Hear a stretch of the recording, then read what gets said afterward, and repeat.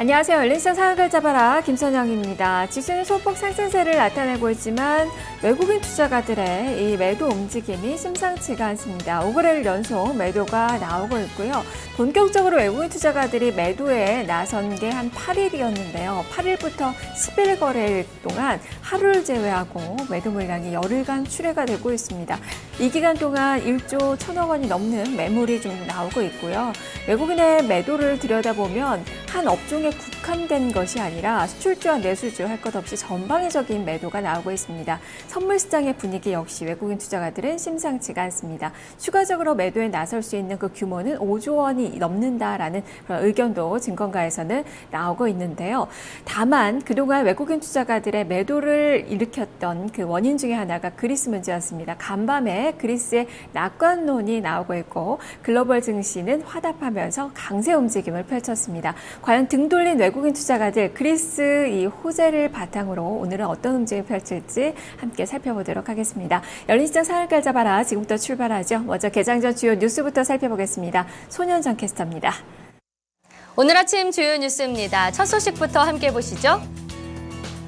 임종용 금융위원장이 거래소를 지주사체제로 개편하기로 밝혔습니다. 금융위원회가 코스닥 시장본부의 경쟁력을 강화하기 위해 한국거래소를 지주회사 형태로 전환하기로 한 건데요. 법 통과가 장기간 지연될 경우엔 우선 코스닥 시장본부를 거래소의 자회사로 분리하는 방안도 추진키로 했습니다. 어제 임종용 금융위원장은 국회에서 거래소 경쟁력 강화 방안을 주제로 이 같은 방안을 보고했는데요. 금융위는 다음 달 초 거래소 개편 방안을 확정해 발표할 계획입니다. 국민연금이 SK와 SK C&C 합병에 대한 의결권 향방을 내일 결정합니다. 금융위는 다음 달 초 국민연금이 SK와 SK C&C 간 합병에 대한 의결권 행사 방향을 정하기 위해 내일 의결권 행사 전문위원회를 여는 건데요.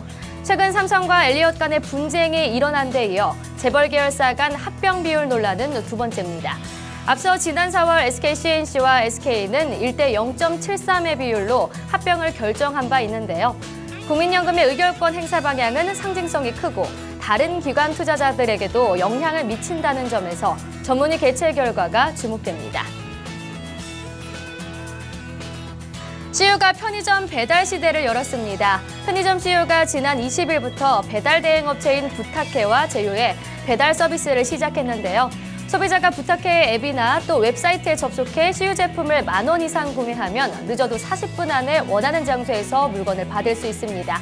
거리에 따라 배달료는 1,500원에서 3,000원 수준인데요. 오전 10시부터 오후 11시까지 배달이 가능합니다.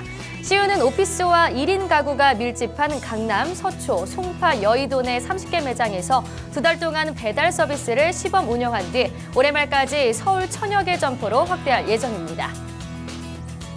은행 창구에서 저축은행과 캐피털 대출이 가능해집니다. 시중은행 창구에서 같은 금융지주회사 계열사인 저축은행이나 캐피털사의 대출을 받을 수 있게 됐는데요.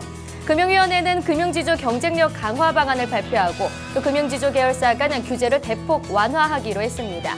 예를 들어 자회사 간의 대출이나 신용카드, 할부 등 각종 금융상품을 팔기 위한 신청과 서류 접수, 위탁을 허용하기로 한 건데요. 이에 따라 은행 대출이 어려운 고객이 은행 창구에서 계열사 저축은행이나 또 캐피탈사 판매하는 대출 상품을 신청할 수 있게 됐습니다. SKD&D가 오늘 코스피에 신규 상장됩니다. SKD&D는 부동산 개발업, 임대업 등 부동산 관련 사업 외에도 태양광, 풍력발전 등 신재생 에너지 사업을 하는 부동산 전문 개발업체인데요. 지난해 매출액은 1,749억 원을 기록했고 배당금은 지난해 말 주당 2,600원이었습니다. SKD&D의 공모가는 26,000원인데요. 오늘 SKD&D 종목 흐름 살펴보시기 바랍니다. 지금까지 오늘 아침 주요 뉴스였습니다.